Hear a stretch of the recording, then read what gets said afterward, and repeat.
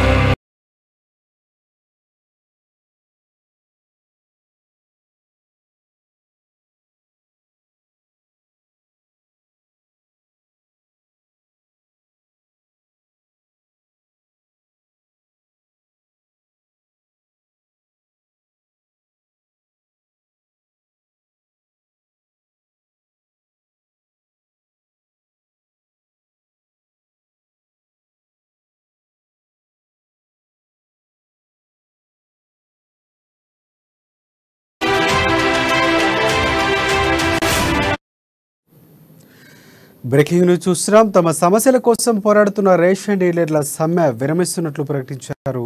సమస్యలపై మంత్రి గంగుల కమలాకర్ ఇచ్చిన హామీ మేరకు సమ్మెను విరమిస్తున్నట్లు మంత్రి సమక్షంలో రేషన్ డీలర్ల జేఏసీ ప్రతినిధులు ప్రకటించారు. ముఖ్యమంత్రి కేసీఆర్ పై సంపూర్ణ నమ్మకం ఉందని, సీఎం తమను సమస్యలు పరిష్కరిస్తారనే ఆశతోనే సమ్మెను విరమిస్తున్నట్లు వారు తెలిపారు. వచ్చే నెల 5వ తేదీ నుంచి రేషన్ డీలర్లు సమ్మెకు పిలుపునిచ్చిన నేపథ్యంలో మంత్రి గంగుల రేషన్ డీలర్ల జేఏసీతో చర్చలు జరిపారు. జేఏసీ ఇచ్చిన 22 డిమాండ్లపై సుదీర్ఘంగా చర్చించారాయన. తమ సమస్యలు కేసీఆర్ దృష్టికి తీసుకువెళ్లి పరిష్కరిస్తానంటూ హామీ ఇవ్వడంతో సమ్మె విరమిస్తున్నట్లు స్పష్టం చేశారు.